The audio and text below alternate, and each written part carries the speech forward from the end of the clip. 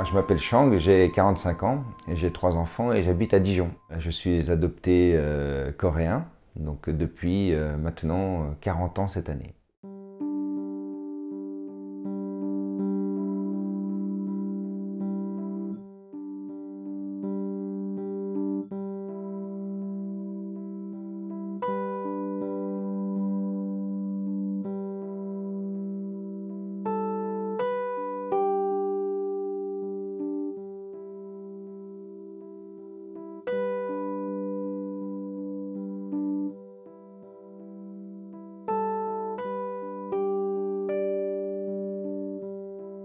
Pendant 40 ans, j'ai vécu une vie française à la française, avec une adaptation de la vie sans aucun souci, que ce soit enfant, adolescent, et adulte et jeune adulte et adulte, sans avoir le besoin, sans ressentir le besoin en tout cas de rechercher mes origines, puisque ma vie était ici, marié à une Française, 3 enfants, donc voilà. Pas de besoin en tout cas de retourner en Corée pour aller chercher mes origines, pour essayer de me construire en tant qu'homme.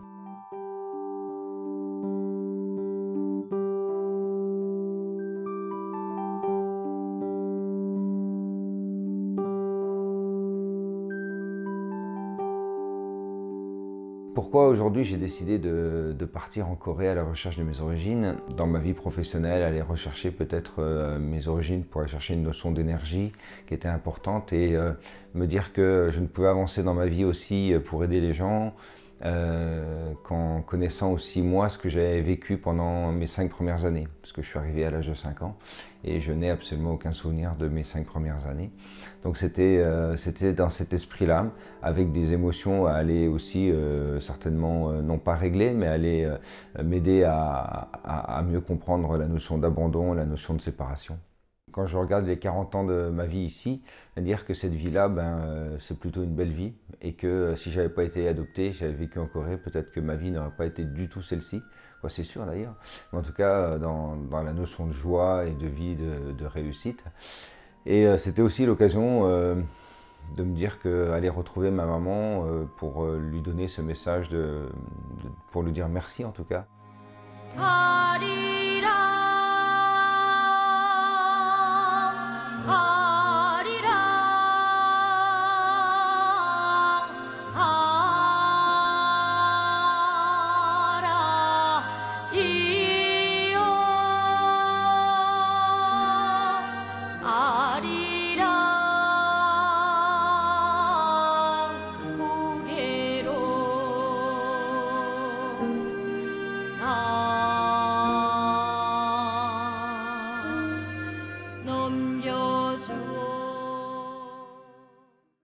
Moi, je veux vous parler de l'arrivée de Chang, comment ça a germé dans notre esprit et dans notre cœur.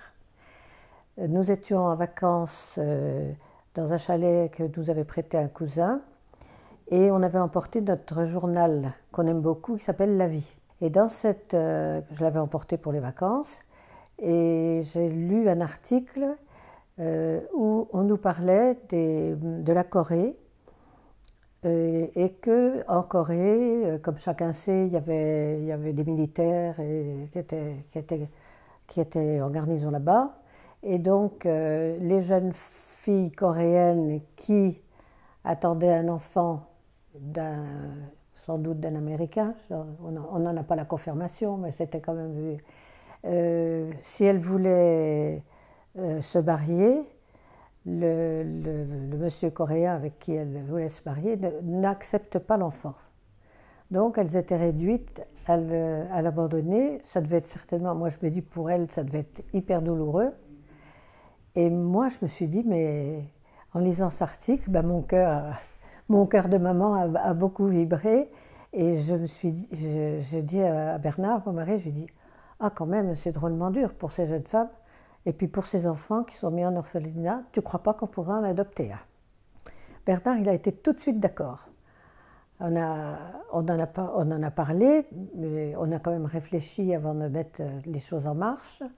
On en a parlé déjà à nos enfants et tout le monde était d'accord. Édouard a dit, comme il était en pleine crise d'adolescence, bon, les parents, ils ont toujours des idées. Puis rien du tout. Bon. Moi, je me souviens que ce qui a déclenché la décision d'adopter Chang, c'est quand Édouard a dit aux parents qui avaient cette idée-là depuis un petit moment, de toute façon ici on dit et on fait jamais rien. Donc les parents l'ont pris au mot et puis toute la procédure d'adoption a été déclenchée. Et donc papa qui était maire d'un petit village à l'Étang-Vergy a pris le dossier administratif sous le bras et est allé faire obtenir les tampons, les autorisations quasiment de bureau en bureau, ce qui fait que du coup entre le déclenchement de la procédure et puis l'arrivée de Chang au mois de juillet, il s'est passé très peu de temps, parce que je crois que c'est 6 ou 8 mois, ou 8-9 mois. Rapidement, on s'est préparé à l'arrivée de Chang. On a eu des photos qui nous arrivaient, un petit dossier. Une photo où il n'avait pas l'air d'ailleurs très heureux, engoncé dans une sorte de costume, avec quelque chose qui nous avait marqué, c'est qu'il y avait un numéro sur ce costume. C'était compliqué. Alors moi, mon premier souvenir, c'est le jour où je suis allée assez classiquement chercher le courrier au fond du jardin, parce qu'on devait traverser toute la partie potagère, et que j'ai vu dans le courrier qu'il y avait un courrier à propos de l'adoption de Chang. Donc je suis rentrée en courant à la maison, et en fait dans ce courrier, il y avait non pas tout à fait la première photo, parce que papa et maman en avaient vu d'autres, mais une photo nous confirmant que c'était Chang qui allait être notre petit frère. Alors après, la vraie arrivée de Chang, c'est le voyage à Orly. Et je ne sais pas pourquoi, parce qu'on était certes 4 enfants, lui le 5e. Apparemment, on n'avait pas une voiture assez grande. Je crois que c'est une Simca 1000, Simca qu'on avait, peut-être pas une Simca 1000, une Simca. Et on a été emprunté la voiture d'une DS Break chez un de mes oncles. Et ça a marqué tout le monde parce que c'était une grosse voiture. Le souvenir qui est complètement idiot parce que c'est irréaliste, c'est que dans la fameuse DS, donc l'Hervé, quand on est parti tôt le matin, les fenêtres étaient givrées. Et c'est pas possible parce que c'était au mois de juillet. Mais j'ai cette image-là d'un truc extraordinaire, donc d'un départ extraordinaire. Et donc l'anecdote la plus forte pour moi, c'est quand on était tous en randonnion derrière la grande ville de l'aéroport d'Orly, on a vu arriver l'avion.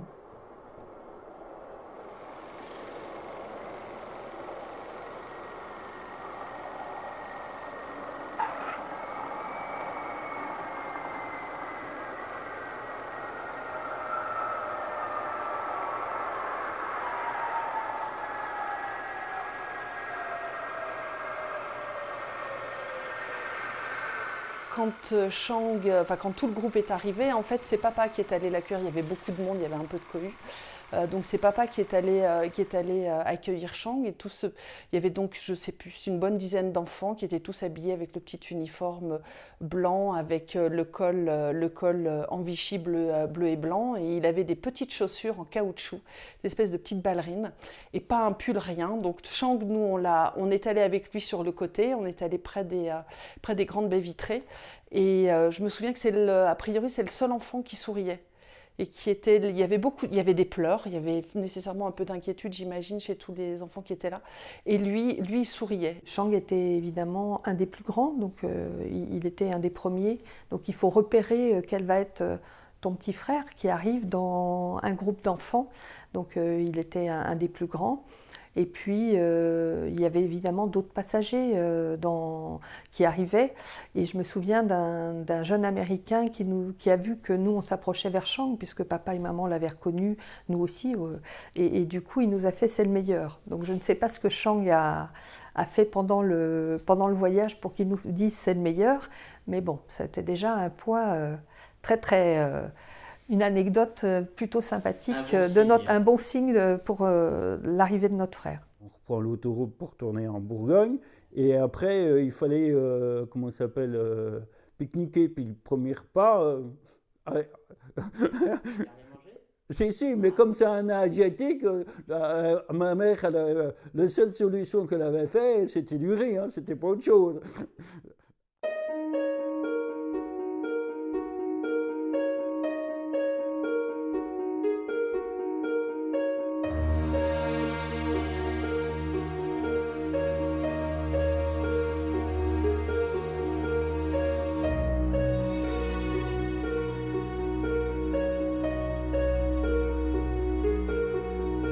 pourquoi Chang, quand il a été à la maison, on lui a proposé plusieurs fois, on n'était pas très argenté à l'époque, mais on a quand même dit qu'il faudrait qu'il aille retrouver son pays. Et opposition complète. Il disait toujours non, non, j'ai pas besoin. Et quand à son arrivée, son dossier avait cheminé avec 2 petites filles coréennes de Dijon, on a voulu les faire se rencontrer, ils étaient aux 4 coins du jardin, rien du tout. Ils n'avaient pas envie de se voir, donc on n'a pas insisté. Et puis Chang un jour m'a dit, tiens, ben, je vais aller avec une association coréenne, c'était dans une pièce du Sénat, c'était pas le Sénat lui-même, où, je ne sais plus son prénom, elle m'a demandé de témoigner pourquoi moi je ne voulais pas retourner en Corée. Alors elle avait demandé des jeunes qui avaient déjà retrouvé leurs parents, d'autres qui étaient encore en train de chercher, d'autres. Et lui, il a expliqué que eh ben, moi, je n'ai pas besoin de chercher, je suis arrivée, il y avait déjà 4 enfants, j'ai suivi le mouvement. Et Édouard l'a peut-être raconté, l'histoire d'Édouard, et il a montré son frère dans la salle. Mon frère qui est là m'a dit un jour, eh ben, pourquoi tu crois qu'on t'a adopté? Parce que je ne voulais pas desservir la table. Donc, et après ça, grand moment d'émotion, ça c'est vrai.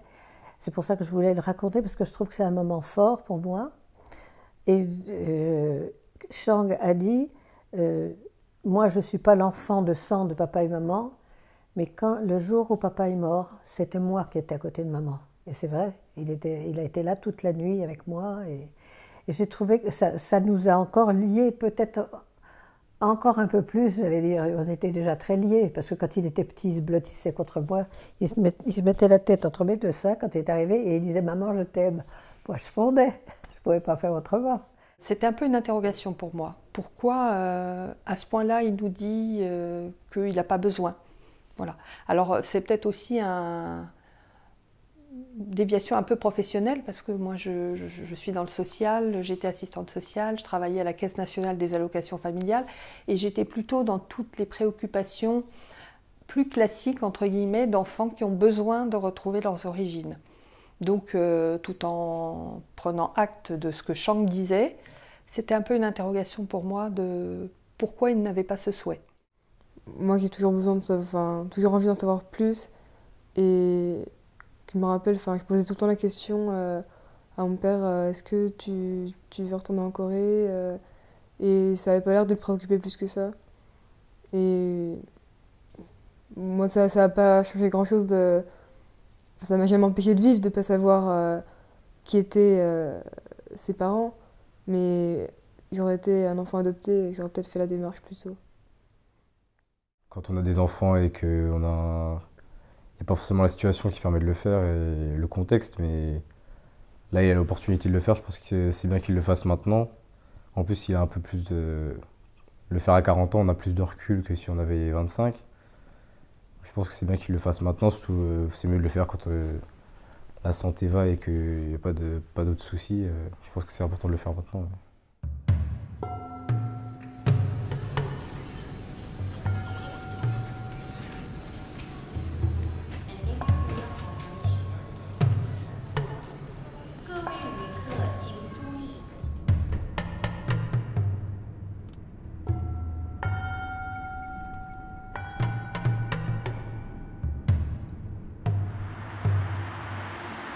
Moi, j'étais très contente parce que c'est à moi qu'il a téléphoné en premier en disant « Maman, j'ai décidé de partir en Corée. » J'ai dit « Mais c'est super !» Parce que depuis le temps, moi, il me semblait que c'était normal qu'il ait envie de voir ça. Peut-être, j'espère pour lui, sa maman. Hein. Et je trouve que c'était très important. Je marche seule dans les rues de Séoul. Je marche seule. Alors, j'ai une de mes nièces qui m'a dit « Mais t'es pas jalouse ?» J'ai dit « Mais aucunement !» Je trouve que c'est tellement normal qu'il ait envie de... Moi, je serais ravie et pour lui et pour sa maman de sang, comme il dit, s'ils se retrouvent. Hein. Et puis, adieu va, on verra. Moi, je dis à la grâce de Dieu, j'y crois.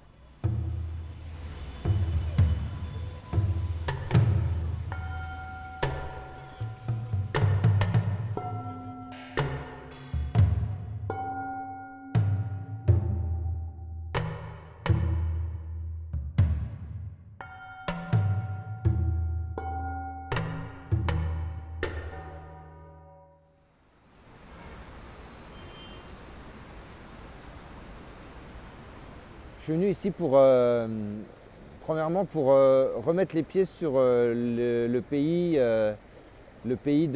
natal, le pays de ma naissance, pour venir retrouver toute cette énergie qui me manquait certainement, tant dans ma vie personnelle que dans ma vie professionnelle. Et puis il y avait une recherche qui était la recherche de mes origines, de mes 5 années de ma vie, avec bien sûr la recherche possible d'une maman biologique. Alors en venant, je savais qu'il y avait 2 possibilités. Soit on pouvait avoir beaucoup de pistes jusqu'à la retrouver, soit ne rien avoir comme information supplémentaire.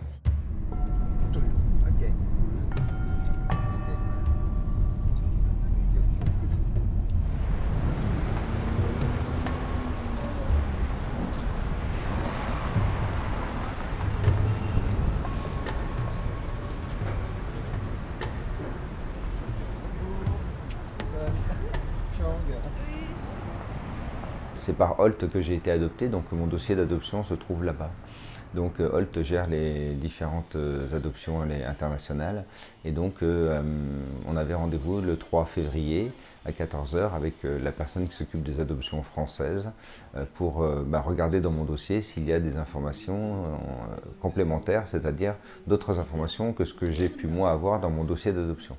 Et donc lors de ce rendez-vous, la dame a ouvert le dossier et m'a montré en fait que des documents que je connaissais déjà. Et donc je n'ai eu aucun renseignement concernant ma maman ou mon papa, en tout cas ma famille biologique. Donc aucun renseignement. Juste 2 renseignements qui étaient de dire que je suis peut-être pas né je suis pas né le 30 novembre 1971, mais a priori je serais né le 6 juin 1971. Le 30 novembre étant une date que le médecin en fait, de l'orphelinat m'a donnée en me voyant. Et puis la deuxième information, c'est qu'en fait je n'ai passé que 4 mois à l'orphelinat à Daegu, donc dans une ville à 300 km de Séoul, et ensuite 4 mois dans un orphelinat à Séoul, donc avant de décoller pour la France. Donc j'ai passé 8 mois, alors que j'ai toujours compris et toujours eu dans ma tête que j'ai passé 2 ans et demi dans un orphelinat.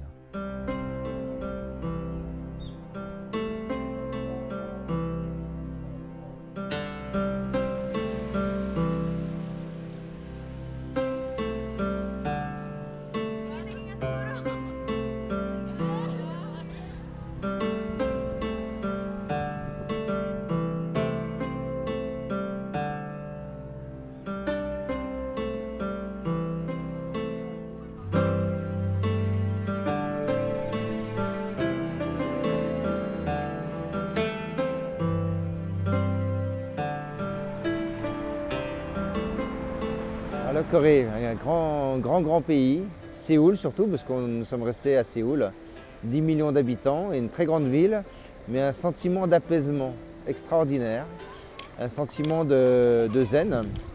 On ne voit pas les gens stressés, on ne voit pas les gens courir pour prendre un métro, on se sent dans une très grande sécurité.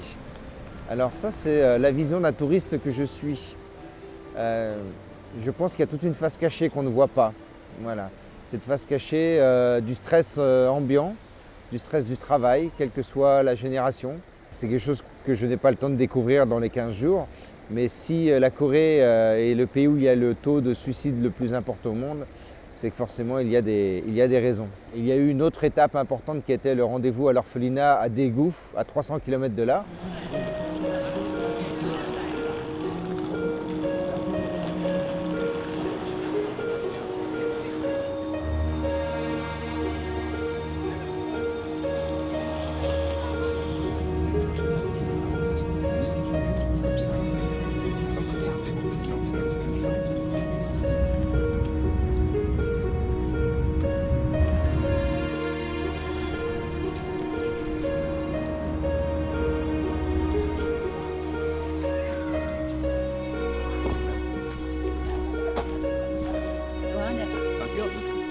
절로 가면 정문 있는데 정문 들어가면 있긴 하죠.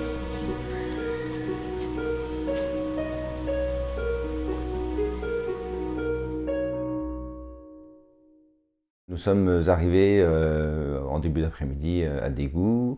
Nous avons été accueillis par deux sœurs, donc sœur Teresa et une autre sœur dont je n'ai plus le nom en tête, qui servait d'interprète puisqu'elle parlait français. Elle a dit, excusez-moi parce qu'il n'y a pas de document pour vous.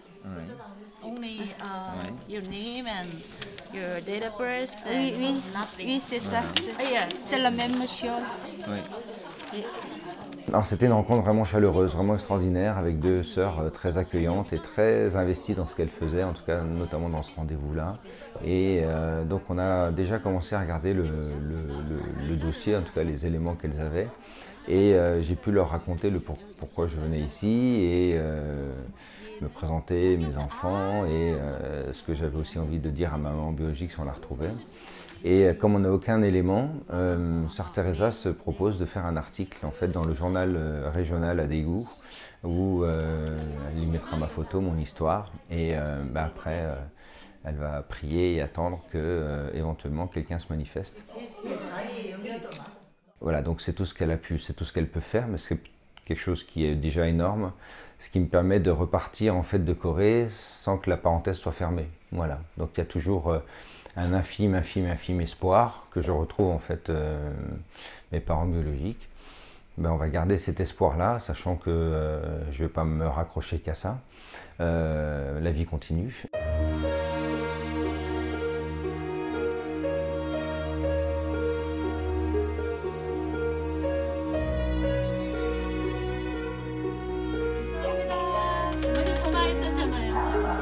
C'était vraiment un chouette rendez-vous. Puis ensuite, j'ai visité l'école, l'orphelinat, où là, je suis allé voir l'emplacement de ma chambre, là où j'ai vécu. Sauf que c'est une classe aujourd'hui. Donc, on a été accueillis par des petits-enfants de 5 ans. C'est magnifiquement bien. On a eu droit à des petits cadeaux. Il vous salue. 안녕하십니까? Bonjour. Bonjour. Bonjour. 이거 뭐예요? 만들었어요? 선물 만든 거예요. 만든 거예요. 잠깐만 찍자. 감사합니다. 안아주세요. 허브. Il a fabriqué. Merci. Pour une fois, on va pas me traiter de chinois, les enfants vont pas me dire oh un chinois. Et on a également visité une salle d'activité. Voilà, la salle d'activité dans laquelle j'ai dû jouer, j'ai dû faire des activités. Et puis on a fait tout le tour de l'ensemble en fait, de l'orphelinat. Can I buy acheter can I buy yellow bag? Tous les enfants ont un petit cartable jaune, c'est le cartable de l'école. Et quand j'ai vu les petits enfants avec leur petit cartable, j'ai dit à sœur Teresa que s'ils avaient une boutique, j'aimerais bien en acheter un comme souvenir. Et donc elle s'est débrouillée pour m'en récupérer un. Donc elle m'a récupéré un cartable d'un enfant qui n'est jamais venu dans cette école. Voilà, donc elle me l'a ramené tel un trophée. Et ça me fait plaisir parce que c'est vraiment un souvenir de cet endroit-là.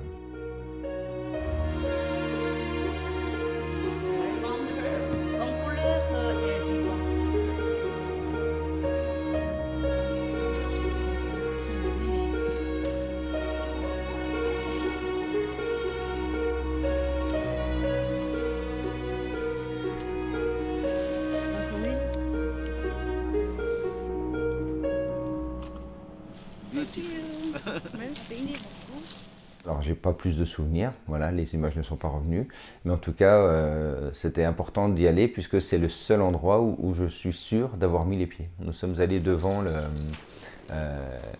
l'orphelinat en fait à Séoul, voilà, parce que j'ai aussi vécu 4 mois. C'est maintenant une crèche privée et le ou la directrice ne souhaite pas que les gens rentrent, même s'ils sont conscients que ça fait partie de l'histoire des gens. Mais le fait de se retrouver devant ce bâtiment-là, aussi, j'ai eu les mêmes sensations intérieures que quand j'étais à Daegu, en fait. L'endroit avant de prendre l'avion où tu étais, c'était sans doute celui-là. Le dernier endroit où j'étais en Corée avant de venir pour la France. C'était ici. Et c'était le deuxième morceau de puzzle, sachant que celui-là, il était tout petit parce que j'en ai pas pu rentrer.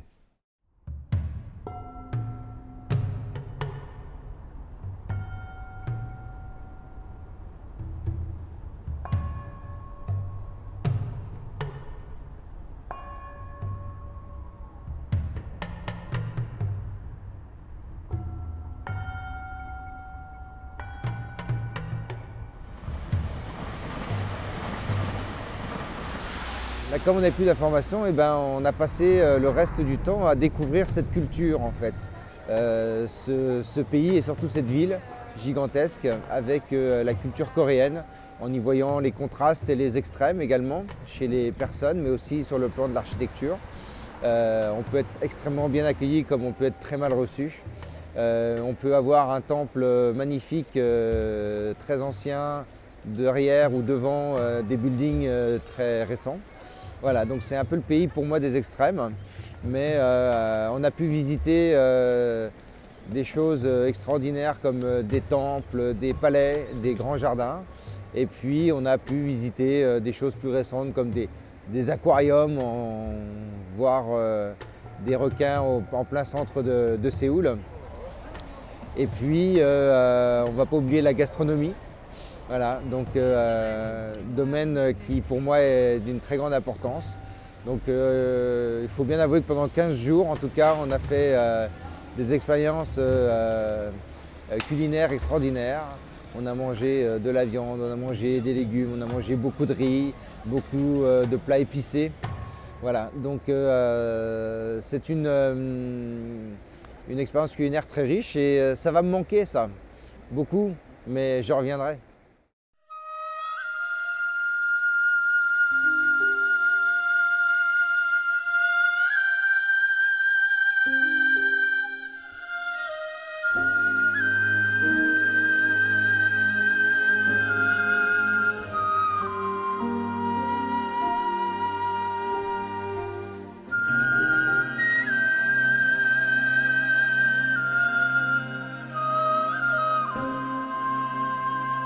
Au bout de 40 ans, j'avais besoin de revenir ici, voilà, tant sur le plan personnel que professionnel. Le timing était le bon et le choix de revenir ici seul, en tout cas, était un choix qui, je pense, était le bon choix, ce qui m'a permis de profiter de ce voyage-là, dans le ressenti, sans être dans l'attention par rapport aux enfants, par rapport… voilà. J'avais cette liberté-là. Qui était importante et c'est comme si aujourd'hui c'était un repérage pour revenir en famille, pour faire profiter à mes enfants en fait, de cette ville et de ce pays.